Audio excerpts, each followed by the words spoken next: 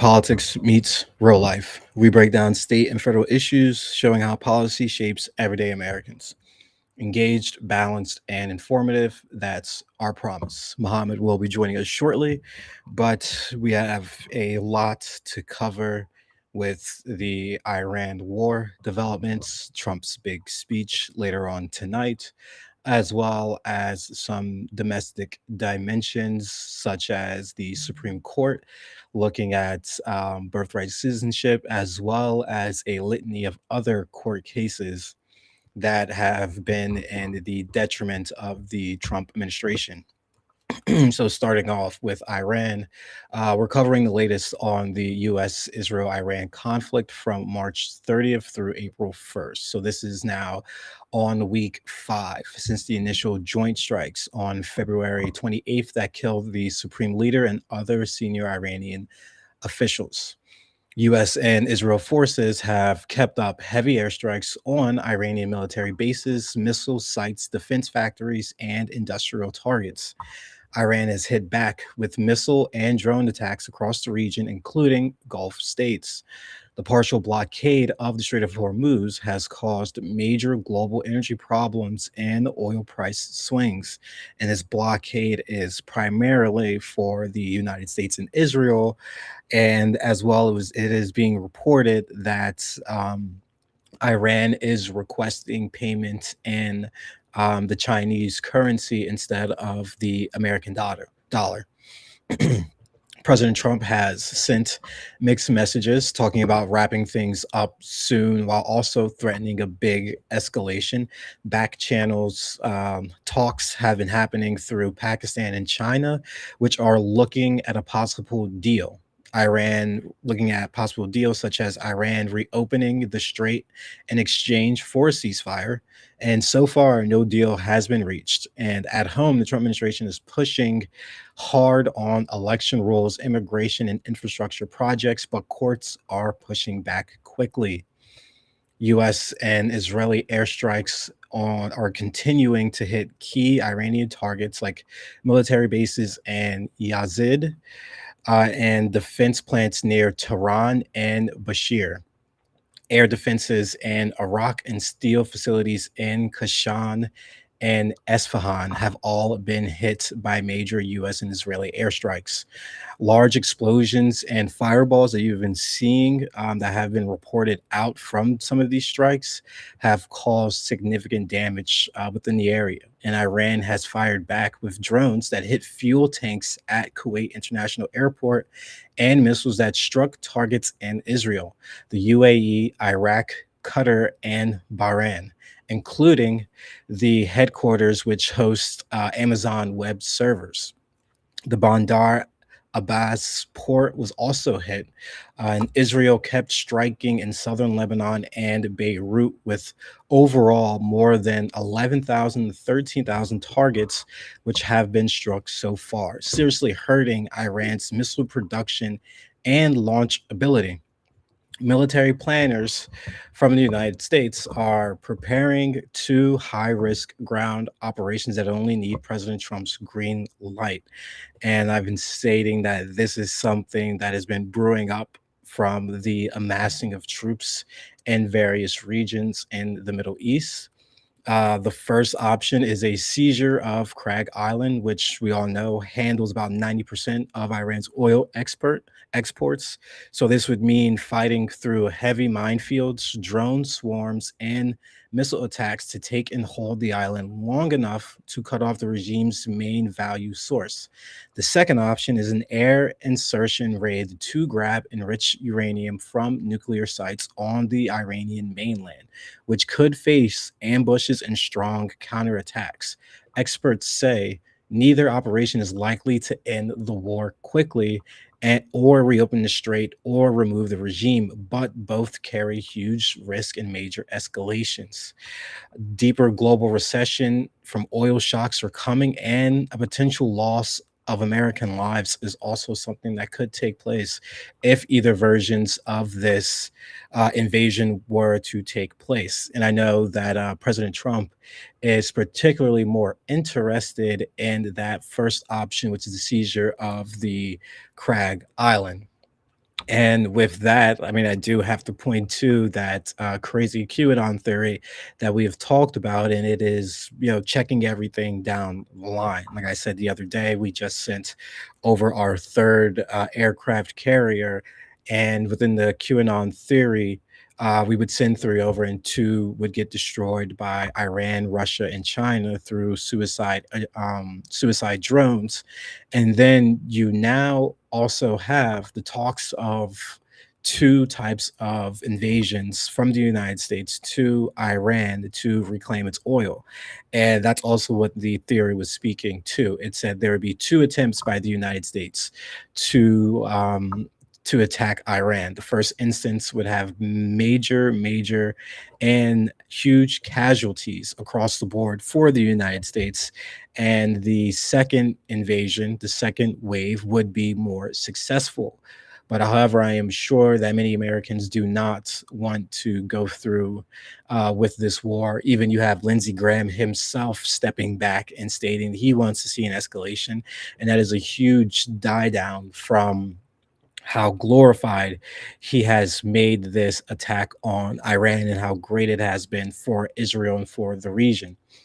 The New York Times ran a Easter invasion alert, noting that the 11th Marine Expeditionary Unit and parts of the 82nd Airborne are repositioning for possible raids that could happen over the Easter weekend when markets are mostly closed. And as we know, this is when Donald Trump likes to make his moves. That's why his speech is 9 o'clock tonight, with Easter and markets being closed on Friday.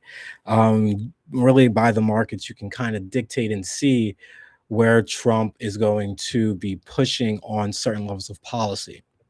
And then, even with Trump talking about this level of winding down, then that's mostly what his address is going to be tonight. Iran has started a big recruitment push called Sacrificing Life, including calls for volunteers as young as 12.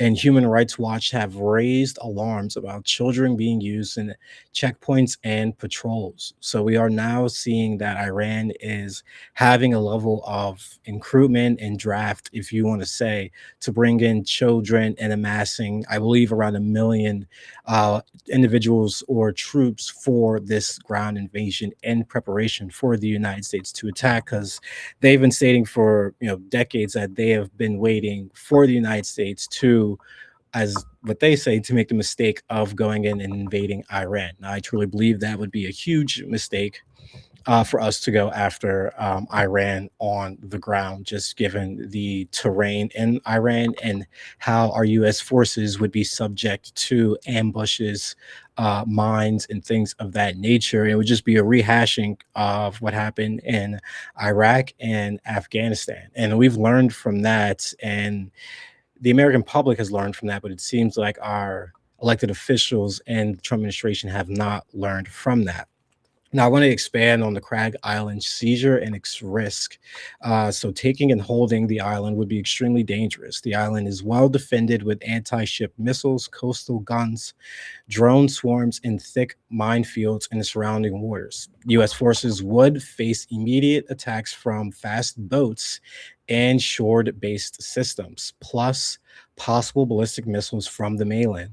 Once on the ground, troops would have to guard oil terminals and storage tanks while fighting off repeated Iranian counterattacks, possibly including mass assaults or proxy fighters. Keeping the island supplied would be even more tough because supply ships could come under constant missile fire and drone fire. Even a partial success could send oil prices skyrocketing and provoke Iran to attack Gulf shipping or U.S. bases elsewhere. Failure would likely mean heavy US casualties, which I was talking about, and a big propaganda win for Iran. Most analysts agree a quick, clean operation here is very unlikely. And just in regular fashion, we know that the Trump administration won't heed this warning. They will go through with this. And like I said on our podcast episode on Monday, that it is going to be this weekend, on Easter weekend, trying to catch Iran off guard. We will be attacking Easter weekend. I don't see a doubt on that. There was actually a Polymarket wallet that that made a huge win during on the initial when President Trump was going to strike Iran, and they opened up another wallet, taking a big, huge stake, and that the United States would have a ground operation happening this weekend. So this is only the second time something of this nature as large has happened. So it seems like it's being predicated that the Trump administration is going to full advance push with a ground invasion.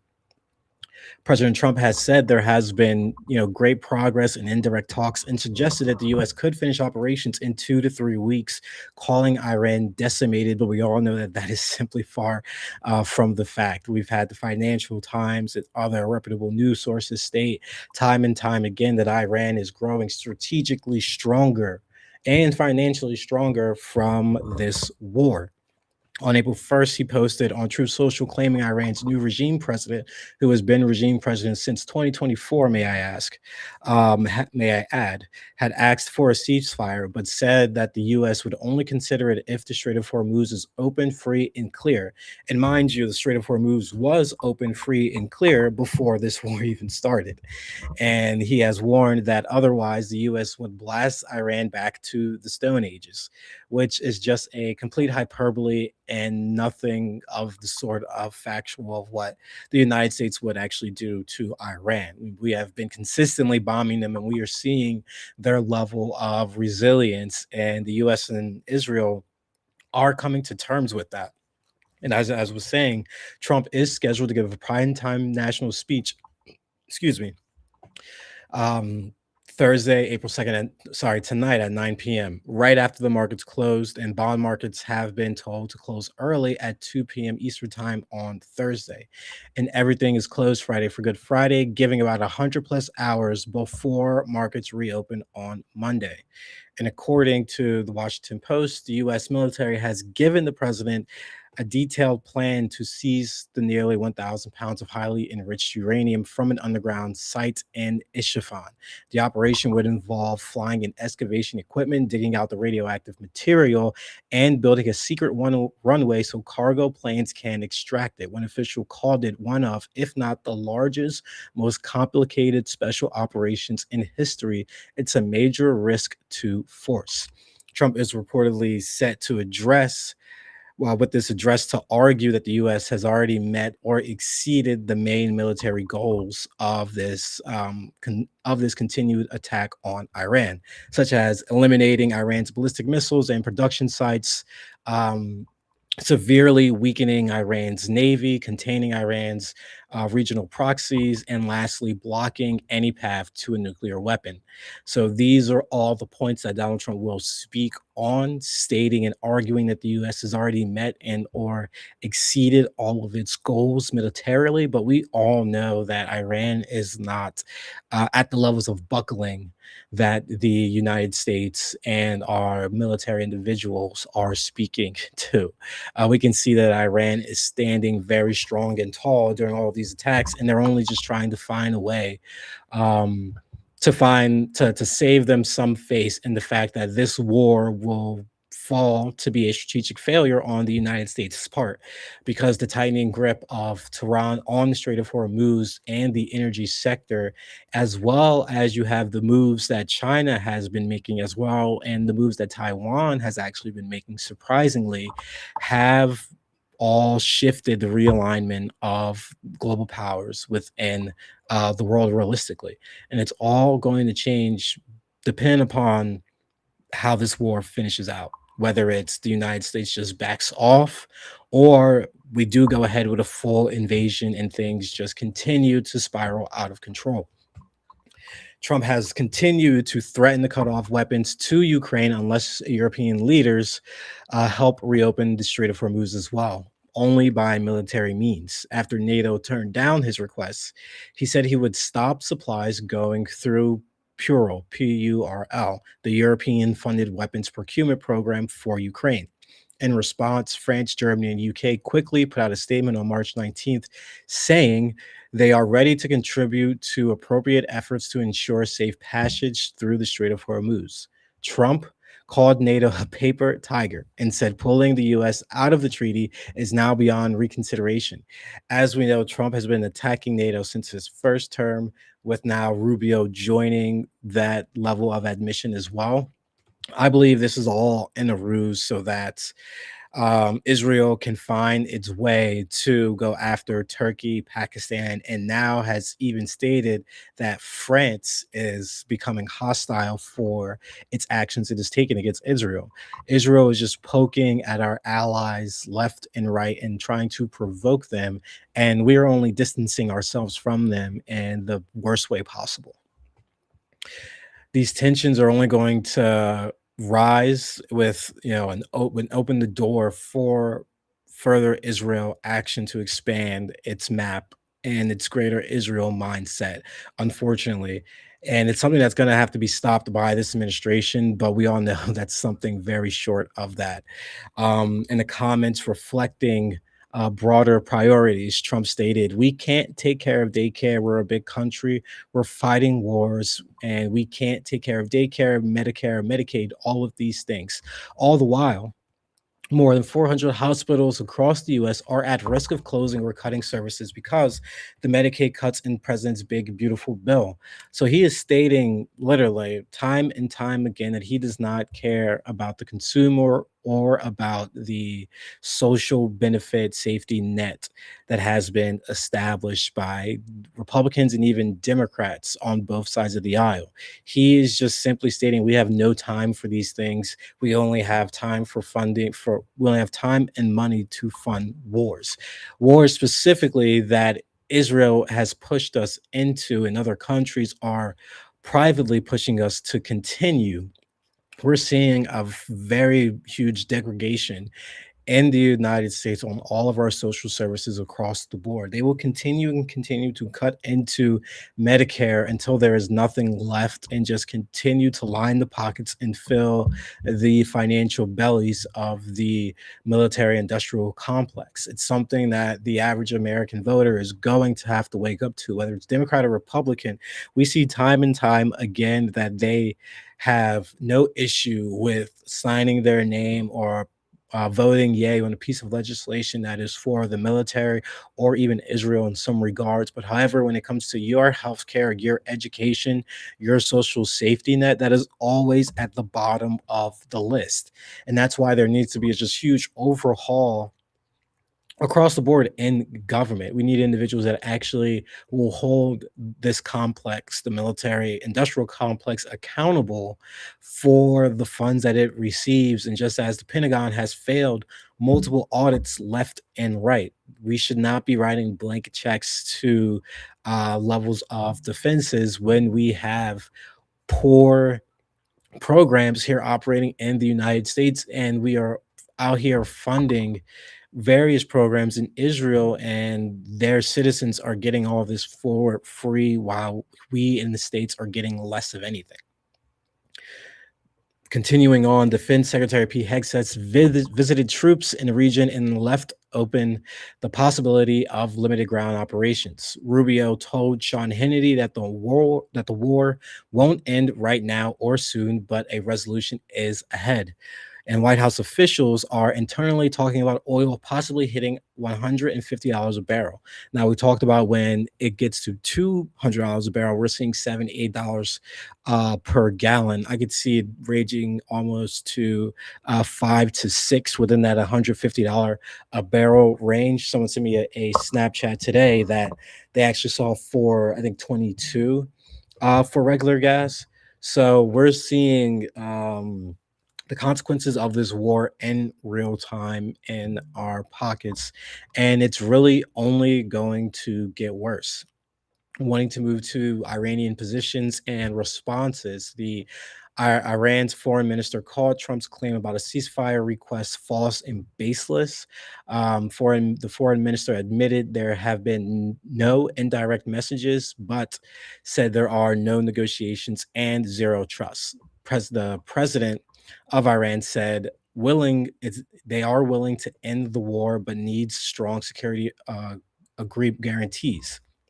Iran has warned that it will respond brutally to any ground invasion and is keeping some control over the strait while letting a few ships through as a goodwill gesture. And the US intelligence has assessed that Iran is not willing to really engage in any negotiations to end the war.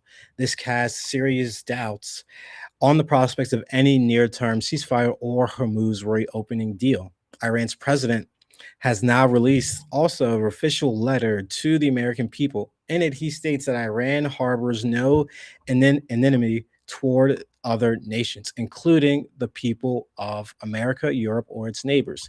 He calls recent U.S. actions aggressive, and that we are continuing to target civilians and infrastructure that could lead to long term global instability. The president further says that what Iran has done is a measured response grounded in legitimate self defense. He reminds readers that the decision to withdraw from the Iran nuclear deal was made by the US government and warns that continuing along the path of confrontation is more costly and futile than ever before. He concludes by saying the choice between confrontation and engagement is both real and consequential. Throughout its millennia of proud history, Iran has outlasted many aggressors, which is very true. They have outlasted a lot, but this is the Iranian president trying to put out an olive branch in some form of way to the American people. And we will now wait Trump's awaited address tonight to really see what he says and to see if he is really going to be arguing that the United States is winning this war and that our objectives have been met, or it may be a speech about a further escalation of what really could happen. There have been some form of diplomatic initiatives, such as Pakistan pushing for China to act as a grantor, so any future deal lasts. And on March 31st, China and Pakistan offered a 5 point peace deal that includes an immediate ceasefire and reopening to the strait. The US and Iran are talking directly about a ceasefire in return for Iran reopening the strait, but officials say it's still uncertain. The UAE has asked the UN to authorize force if needed to reopen the strait. The UK is hosting a summit with about 35 countries on safe shipping. France and others are calling for dialogue, and Israel has stopped all defense deals with France because of its hostile attitude. The UAE may be getting ready to help with mind clearing or other coalition actions. And the UK Prime Minister said Britain will build a closer partnership with the EU because of strained relations with the US. Ships that want to transit through the Strait of Hormuz are now being asked to pay fees in yuan, which is the Chinese currency, to receive a secret passcode. And this appears all to be a part of Iran's effort to control and monetize passage amid the ongoing restrictions. And we're also seeing China really position itself as the big kid in the room with the assist from Pakistan as well. China is really wanting this situation to end, given how much oil that they receive from Iran, but they are having ships flow through the strait. But they understand that this global crisis is only going to get worse and worse as the International Energy Agency says that this energy crisis is worse than the 1970s oil shocks, plus the 2022 Russian gas crisis, with more than 11 million barrels per day offline. Oil prices have stayed volatile, and Goldman Sachs says the US economy will hit roughly twice as hard as China's from all that is going on. China has been sending diesel and fuel to Southwest Asia despite earlier restrictions. So they're seeing that while there's a chokehold right now on the amount of oil coming from Iran, China is taking it on its own to send out diesel and other fuel to these Southwest Asian countries to have them cozy up to them. That's why I'll get to it in the notes, but we're seeing that Taiwan is actually reaching out to China to set up a meeting. And getting actually to that now, China's President Xi invited Taiwan's opposition KMT leader to visit the mainland between April 7th and April 12th. She has actually accepted the invitation and emphasized that the people in Taiwan should be able to proudly say, I am Chinese, because both sides share the same heritage. Allies have criticized have been criticized for not helping enough, and Trump told countries not helping to get your own oil. So now, with all of this and all the Trump statements and all the Trump's focus on Israel, we're truly seeing a global shift taking place. We're seeing the EU focus more on the Europe and its allies. We are seeing a slight and subtle reunification of China and Taiwan. We are seeing a lot of things getting realigned that most presidents would try to stop. But with such of our focus on Israel and Iran, China is just in the background, gaining more and more strategic power on the global stage. And while the Iranian situation dominates the news and the administration is focused on fat was move well, is focused on this war, the administration is also moving fast on domestic priorities and running into a lot of court roadblocks. Looking at the most recent, which is the legality of Trump's mail-in ballot executive order. So on March 31st, Trump signed a executive order that directs DHS and the Social Security Administration to create a nationwide list of verified U.S. citizen voters. It tells the Postal Service to deliver mail-in ballots only to people on approved list, requires special tracked envelopes, and threatens to cut off federal funding to states that don't cooperate. Voting rights experts say this is unconstitutional because the Constitution gives states primary control over how elections are run. It's similar to an earlier order that courts already blocked. Lawsuits are coming even if it survives appeal, and it's unlikely to be ready for the 2026 midterms. The Postal Service is also in deep financial trouble, losing billions each year with a low borrowing limit. So it may struggle with the extra work. And then also, a recent Supreme Court ruling gave Postal Service broad immunity even for intentional misdelivery of mail. So not only do we have another push by the Trump administration to mandate voter ID or some levels of it, we're seeing that he's even trying to do this from executive order that is going to get challenged, but hopefully soon by the Supreme Court and lower courts as well. And I know it's going to be ruled as unconstitutional. They, as the Republicans, they know that they are in deep waters across the board and are down in double digits in every major category that they even ran on. It's pretty dismal at this point how hard they are really trying to restrict individuals' rights to vote, and how hard they are pushing this narrative of fraud and voting, even though even Republican think tanks have stated the complete opposite. Moving on to the DHS funding bill, a partial government shutdown continues because of disagreements over full funding for ICE and Border Patrol. House Speakers Mike Johnson and Senate Majority Leader John Thune put out a joint statement today saying that the House will now pass the Senate's short term DHS funding bill.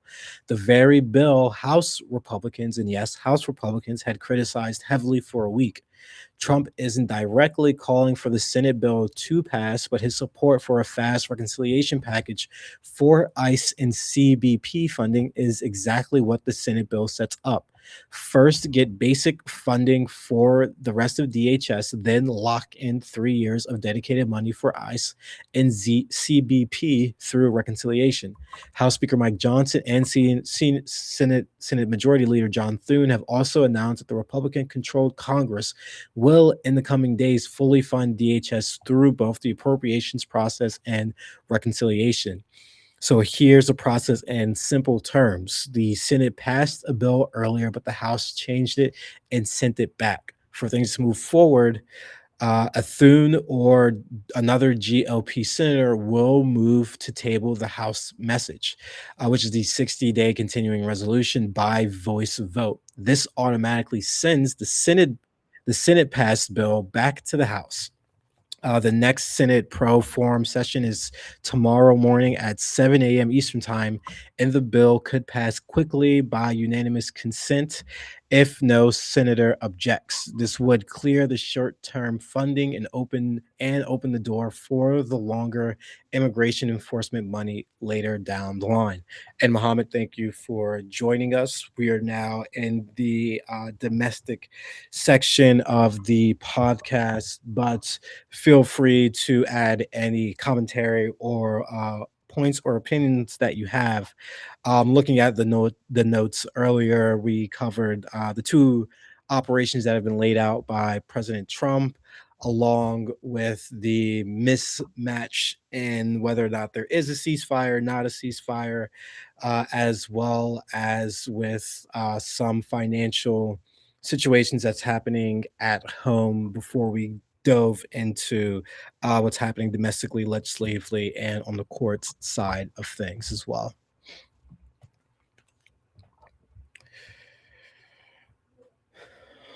Moving to the best part of this whole thing, actually, this the Supreme Court hearing on birthright citizenship. So I do know this is actually the first time that the president has ever sat in on a Supreme Court hearing. He actually sat front row, and the Supreme Court heard arguments in the Trump case revolving birthright citizenship. This is over his January 2025 executive order tying to end automatic citizenship for children of undocumented immigrants or people on temporary visas. The fate of birthright citizenship may just rest with Justice Amy Coney Barrett, where you have Chief Justice Roberts appears wary of overturning the policy, while Justice Gorsuch, Alito, Kavanaugh, and Thomas appear more open to doing so. Justices Sotomayor, Keegan, and Jackson are certain to vote to uphold birthright citizenship. The Solicitor General said the order restores the original meaning of the 14th Amendment. This is the individual that was arguing on behalf of the Trump administration and pointed to today's world where 8 billion people are on one plane riding away from having a children who's a U.S. citizen. Challengers pointed to the long-standing Wong Kim arc, a precedent that says anyone born on U.S. soil is a citizen. Chief Justice Roberts called one of the administration's examples very quirky and reminded everyone it's the same constitution. And I really think that is the biggest takeaway from this whole thing. The Solicitor General was saying that yes, it is the same constitution, but the world has changed. And he basically reaffirmed about like, yes, it is the same constitution, even though the world has changed, this constitution still has its inherited meaning. Observers noted that the court seemed divided, with the courtroom potentially depending on Justice Barrett's votes, which we know that is a justice that President Trump did put to the court. But it's just satisfying to see that he was able to sit there in front row and see his hallmark executive order basically on the verge of getting shot down outright. And yeah, can't hear your mic, Mohammed. Moving on to yeah, still One, can't. two, one, two. There we Can go. you hear me now? Yep, we can hear you now. Goodness, thank you for letting me know. I would not have realized that all night. I have to. Well, I probably would have realized it like 10 minutes in once you never responded to anything I said. Then, but I was going to add in addition to that quote about how it's the same constitution. Like what Yeah, you were saying was like what the Trump admin was arguing that like the country has changed and so has the world since the Constitution was laid down. Like we should interpret this or look at it differently. Whereas the Supreme Court said, "Oh well, the Constitution is the exact same as it was before." So yeah, exactly. Yeah, what do you expect us to do except follow the Constitution? That's literally our job. exactly. That's what we're going to do. Yeah, they And they laid it out very well, very well. yeah, and I want to see what the final ruling on this will be. Like 706152 along those Uh, lines is what people I'm are expecting. people are actually predicting 9-0 and Yeah, I not in expect favor that. of Like, I Trump, expect 8-1 either maybe. from 0 to 2 justices to go against it. Yeah, I think 8-1 is a very good count to go by, honestly, just given the different opinions that were given in the various arguments. excuse me, as well. But I mean, on the court side of things, this has been a very, very, very bad week, you could say, for the Trump administration. Oh yeah. It's been god awful. I mean, from birthright citizenship to what I was covering earlier, looking at like the DHS deal and how that has been such a debacle on the Republican side, even though they keep pressuring it that it's the Democrats' fault for all of this, even though the Senate Republicans passed a unanimous agreement for their bill, but the House didn't even take it up. They left for a whole week, left TSA workers without pay, and now here we are, basically. One of the And then funniest things about the Republican strategy is still blaming the Democrats after more than a year of it being a Republican government entirely. Like, come on, yeah, not only you have like a 9-month limit, 12-month limit at most on that. You know what I mean? After a year, it's like, okay, but like it's been literally. you guys for a bit now. Like exactly, and then even when you have the moments when JD Vance is talking about the economy, he's always blaming Biden and things of that nature. It's just like, when are we going to start taking accountability of our own issues and policies that this administration is pushing, and all the chaos that has really driven from that? And I am glad to see that the Supreme Court and these lower courts are standing up and, standing with the Constitution on many of these issues. Another court case where that has been halted is the White House ballroom construction. A federal judge stopped work on Trump's planned 90,000 square foot White House ballroom, saying it needed congressional approval and violates historic preservation rules and separation of powers. The $400 million project is on hold pending appeal. Another loss is the order to stop NPR and PBS funding, which was blocked. Judge Randolph Moss permanently blocked Trump's order to cut off federal funding from NPR and PBS. This was during the early Really? weeks of his this was during the early weeks of his presidency, when he was cracking down on DEI and education and Yeah, all of those I'm other trying to cut things down as state money, well. so they, let's stop fighting the NPR. They're a Yeah, biased news source nowadays, which I'll admit they are a bit biased, but it was an interesting move to cut yeah, something very, that does and not yeah, cost much money in the grand scheme. right, Like the U.S. government spends billions a day, so let's cut something that costs 10 million a year. You know what I mean? Like yeah, that's literally.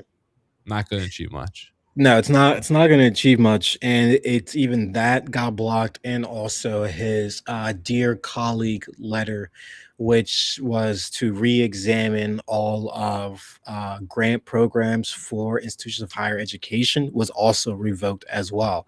So he's seeing a lot of L's coming out of the courtroom on many, many various levels. I And mean, it's on just another, plain yeah, simple because a lot of what he's doing is unconstitutional. It's nothing like yeah, I mean, personal yeah, or like behind the scenes. It's literally just because, oh, that's what the courts determine. Is this constitutional or not? If it's not, then he gets struck down. He's been going for some very yeah. egregious acts, to say the least.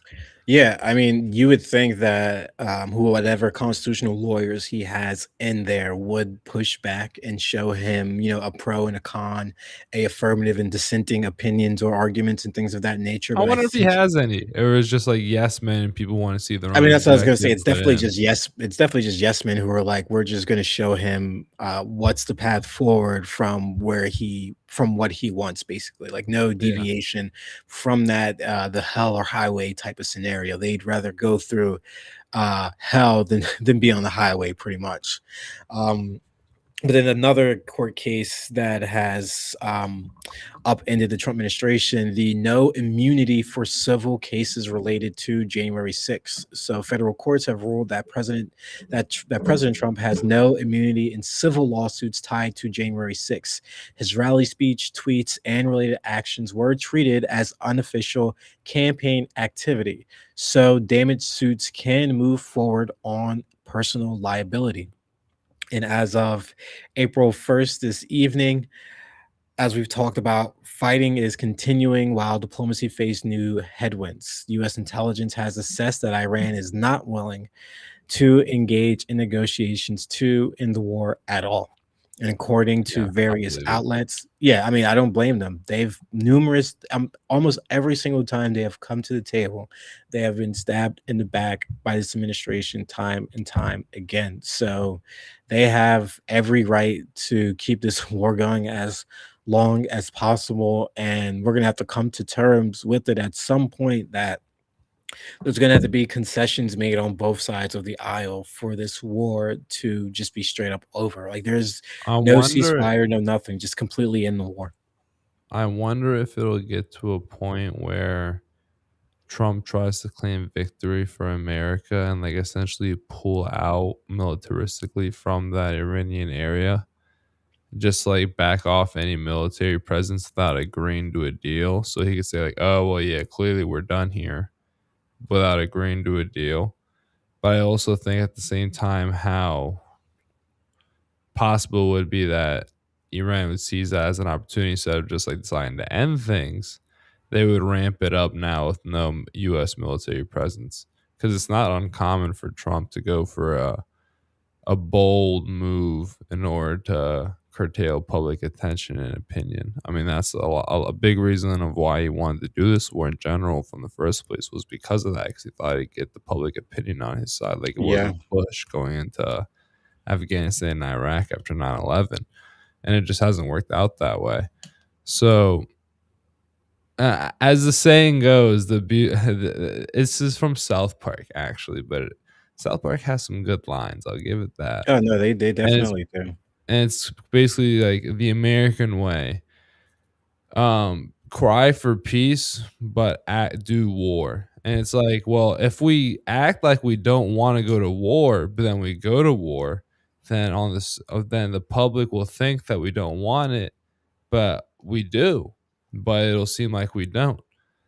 And I think that's likely I mean, that is always what the approach has been, and that's why the joke is it's a joke about the United States government, so that's why the joke goes that way.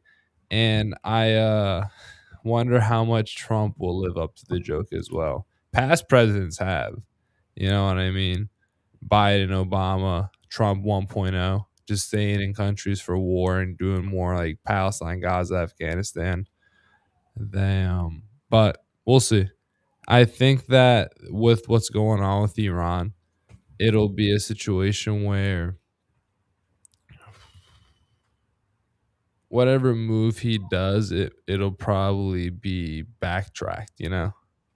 Oh, without a doubt. I mean, the two various military operations that he has on the table, he's leaning more towards the Crag military operation. But and I did speak to that QAnon theory that is checking off left and right, basically. Like it is so on point because Trump is leaning towards the Crag Island operation, and that operation is what was cited in the QAnon theory. And as I was stating earlier, like massive, massive casualties would be nothing short of what would happen if we do go ahead with the first option. I mean, the military leaders have stated that both options carry extreme high risk. Oh, yeah, I imagine that island's But probably one of the most protected areas in the entire country. oh, yeah, especially like how the Oh, yeah. lands, the region, the mountainous region, and how it really is over there, it's going to be 10 times harder, and it's going to end up turning into a Vietnam situation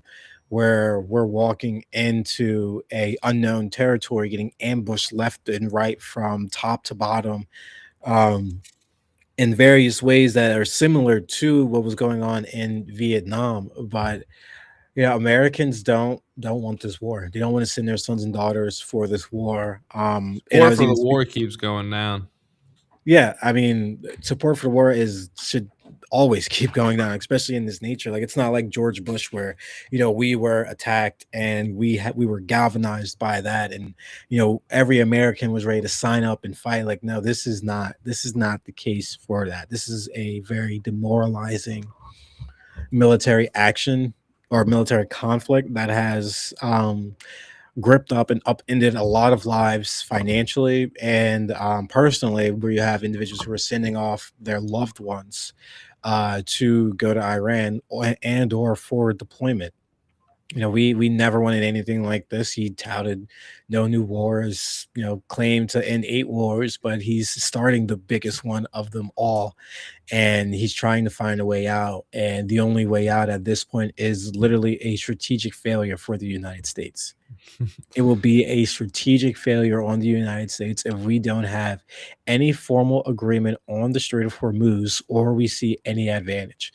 Because you will have the tightening grip of Iran, you will have the EU formalizing new deals with European allies, you will have us pulling out of NATO, and then you will have Israel going after not just Pakistan, but Turkey as well. And then you will have Taiwan, which I'm not Chuck, Muhammad, I don't know if you saw this. The Taiwan KMT opposition leader has accepted an invite to go to China and has stated I saw that. The woman, right? Yes, the woman has stated that Chinese culture is the same as Taiwan culture, and that they are now seeing just how um, displaced and abandoned the United States acted upon its allies, such as the Gulf states when Iran was attacked, and such as like Not bad South Korea. logic, honestly. Think about that. We removed their weapons from them. So all of these things are going to happen. And on top of that, you're going to see North Korea possibly make some moves against South Korea. And these are all points that we have stated consistently on this podcast, with the newest one being that Israel will look to go after Pakistan and Turkey as well. But yes, once this war is officially said and done, there will be a whole new realignment on everything within the world. China will be a major, major growing superpower. We will probably keep our status, but our advantageousness will go down a lot. Like, a lot of our military bases have been destroyed due to these bombings and these drone attacks. Our weaknesses have been shown. Um, the extent of how much we are rapidly spending through money has been shown, and China is just sitting back and mapping out every which way possible it can start to group in the South Asian countries and allies, well, countries and adversaries or allies within the region to reform and realign the new world order coming post this Iran war. And it's not going to be good for the United States, not at all. I mean, I definitely think that the wind is not blowing in America's favor. And we're cutting off a lot of our benefits, and that's like things like the brain drain, competitive financial activity. We've got that not going good for us with how the market's looking right now. But not only that, but also just in general how the economic laws in this country have gone that really do not at all benefit growth. It benefits like the companies being able to get their extra dollars for the top, but it doesn't benefit. There's a saying I like that really, as the Republicans like to say, some a good bit of the time, trickle down economics. Like the more you pour down from the top, the more people at the bottom get. I like the idea of high tide economics more, where it's just in general a Mm, higher tide rises all ships. I, I And I agree with that. I agree with that. and there'd be a much better way of going about boosting up the American economy by going about investing in the working class and more, but they instead focus more on investing into the work War. Yeah. corporations and the rich. And for the sole reason they think that's the most productive class, they should be able to get the most breaks because they'll do the most of it.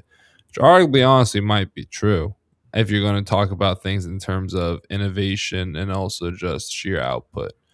But when it comes to what actually makes up an economy, it's the working class and the bottom four tax brackets, the up to Oh yeah. $75,000 a year people. That's basically what most of America is. Oh yeah, and I don't know if you saw his remarks. I had mentioned it earlier in the podcast episode, but he stated that we don't have time for healthcare, we don't have time for Medicaid, we don't have time for Medicare. We are a big country fighting, and we're fighting wars, fighting bad guys. We don't have time for those things. So that's where their priorities rely. They would rather send money for a war that is orchestrated and led by Israel, but they would so much rather take that money from your healthcare, even though they already cut that by millions in the big beautiful bill. And I was speaking to this earlier, about 400 hospitals in rural areas are looking to close because of these cuts just from the big beautiful bill.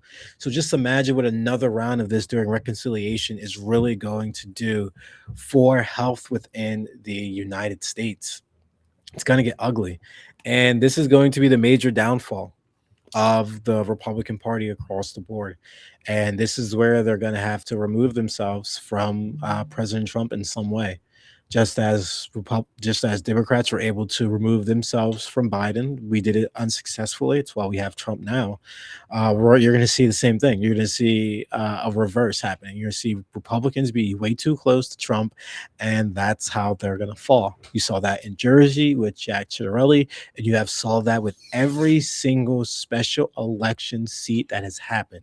Democrats are up 30, I think 31 or 32 on seats flipped, even flipping Mar-a-Lago. Even in Trump's own backyard, they went Saw that. Democrat. I saw Even in that. Trump's own backyard, they went Democrat.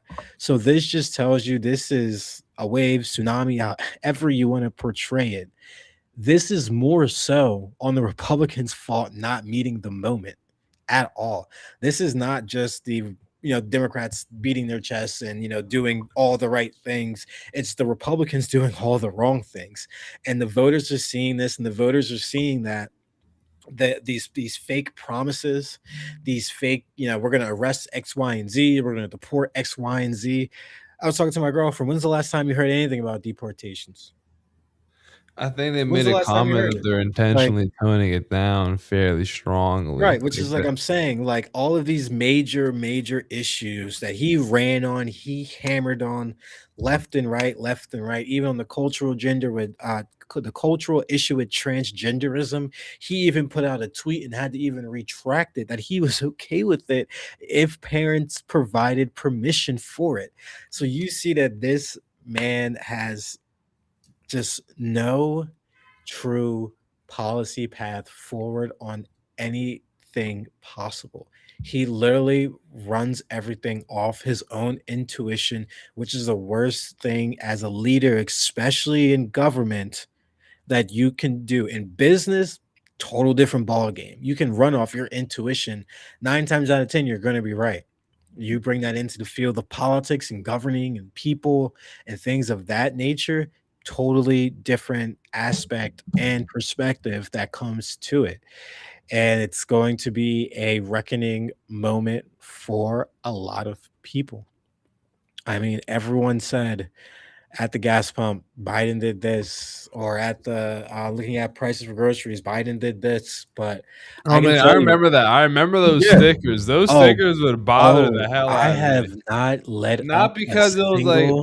I mean, I have I've not let carried up a the single same bit. logic across the Mm. podcast for the most part that a president can't really affect the gas prices and then this happens and I'm like, okay, Yeah, okay, yeah, they actually this is can. a little this is kind of like an extraordinary circumstance. Like I Yeah, think in this instance he actually did directly cause this no, he increase. did directly cause this, and it's He did. going to get worse. Muhammad, they're projecting $150 per barrel. We talked last. 200 was $7, $8. I'm telling you, New Jersey, it's gonna get $5 by the time I want to if see I what was to give a happens. projector, I would say $5 by beginning of August. I mean, not this is gonna be I a would good say $5 by advertisement beginning of for August. I think that's hybrid a fair. vehicles. I'll tell you that. But mind you, they cut all of that stuff. They cut all the EV incentives, all of that stuff. I They know it's cut because crazy. It's they crazy. thought it was, green and leftist ideology and progressive nonsense. When really it's just the way forward. To be It's fair, just the way even forward. it is progressive in the American means to give government federal credits for purchasing an electric vehicle, but it is definitely 100% and absolutely a way to be able to get more of those cars sold. Oh, Like 100%. if when a Democrat gets in power again, I mean, hopefully, ideally in 2028, then is it gonna be 28? It's gonna be 28. Oh my Yeah, god. 28. Well, 29 technically, but 28 Yeah, is when the technically election will be. 29 January. Yeah, and eager for that, eager for that. Mhm. Damn, 28 would be a fun year. I think But 20 Senate may be 27 may be the Senate, if I'm not mistaken. I don't damn, I but I to don't the know if they point, run back and forth this year, but there yeah. might be an off year, but I know most go in 28 with Yeah. the presidential election. But point being is that when hopefully the Democrats take over, if they pass a bill also giving back, 2 things that I wanna see done for the economy, one more of a minor objective, but one being the major objective, is a first time homeowner buyer credit. 'Cause there's Yeah, so that many would be nice. young people who are locked out Wait, of the wait, home I f owning market that can't own a home because it is simply too expensive. That I was gonna credit will say, help massively. I think I remember someone was pushing for that. You know who that It was? used to exist back in the Obama era, It was, but it's a Harris was damn good pushing that as idea. a Harris was pushing that as a policy. Yeah, it's a good And idea. everyone thought it was crazy, and everyone thought we obviously didn't have the money for it, X, Y, and Z, but we got the money to, spend 35 billion, well, spend 11 billion in 6 days, and Always then money for yeah, war. There and is then always money for war. And that's the one thing that wraps my head around it. Like I've even asked individuals, not going to say names, but I've asked them do you think that this is still better than what possibly Kamala would have done? And they like a lot of them are saying, yeah, they're okay I with believe it. what is happening. I'm like, I just don't understand. Because I'm like, you're so okay with how and Biden, you were saying how bad things were. Now things are getting worse, I mean, a and lot of you're them are still personally just affected by okay with this. going down the hole and not even saying or not even just correcting and being like, okay, yes, as within a year and 4 months, like yes, that Kamala probably would have been better for the United States. I Like mean, it's I know a lot of I know a lot of Muslims who voted for Trump who stopped leaning his way the more pro-Israel he got, and also once he set out those new laws that ban permanent immigration from a few countries, and one of them being our yeah, home country, Bosnia. And so a lot of people don't really care about damaging politics until or unless it affects them. That's a big issue, but you can't really teach people how to be sympathetic or empathetic. You can't tell them like you should want to do this even if it costs money or is not what you're comfortable with because it's for the greater good of what everyone's dealing with. Like healthcare for all, Medicare for all. Like, why should you agree to higher taxes? Well, so everyone can afford to have healthcare. Simple as that.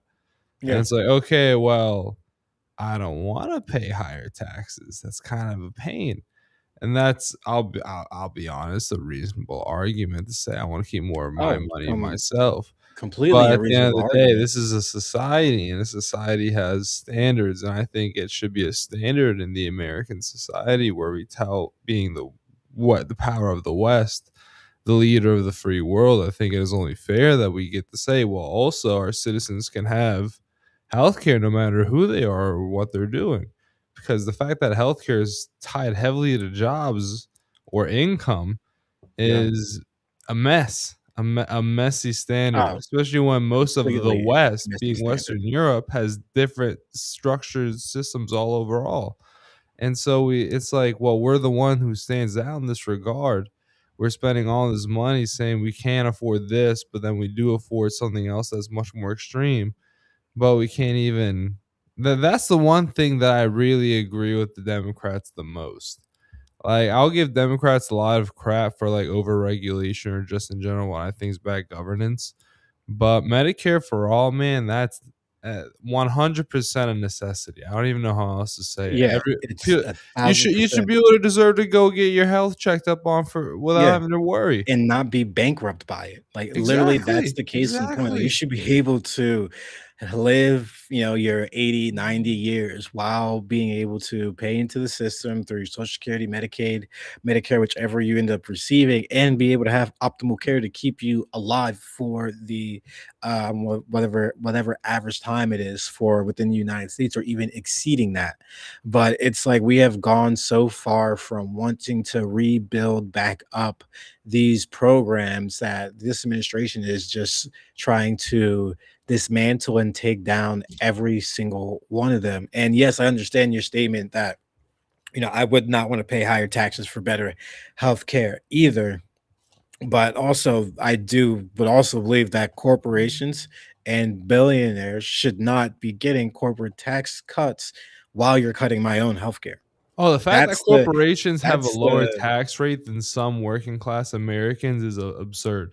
Yeah, that's Absurd. yeah, it's completely absurd. And when you just when you encapsulate all of that together, it really tells you we've fallen from, really caring about the social safety network and things of that nature with this administration, as he kind of did with his first term, like this disaster of a healthcare plan that eventually will get re-released again. I mean, just still giving money to insurance companies, because yes, you'll have your money in your health savings account, but you still have to go out and get private insurance, which is even more expensive across the board. So we're seeing a full degradation of the United States stance and stature, not only globally with our allies and adversaries, a realignment of global powers, but we are also seeing domestically a true, you can even say like the lost man is actually coming forward within the Democrat and Republican constituency base. It's individuals that are not getting the promises that Trump stated, and individuals that are hurting financially from all of Trump's policies. Those are individuals that are in both Democrat and Republican camps, and it's going to be up to them to let their voice be heard on all of these issues that they either do not agree with or do agree with. And it's only gonna be a matter of time, because 2026 is, sorry, 2026 is only Time's right going by around the fast corner. It's now. only right around the I corner. know we were And complaining about time going by slow, but now it's I know. midterm season. Midterms are happening. Things are gonna change from here on out. From now, it's happening fast. Yeah, it's happening really fast, and it's moving very, very fast as well. Um, but it's going to be a wave of very large proportions. We'll see what actually happens when the numbers are out November 4th on 2026. We will see. But that's all that I had for today. Oh, And I got it. to our listeners, thank you for joining us today on Behind the Ballot, where we keep politics engaged, balanced, and informative. Stay curious, stay critical, and stay involved. I'm Mikhail Jenkins, and until next time, keep looking beyond the headlines and behind the ballot. And this is Muhammad Alec as well. Thank you everyone for listening. God bless America. God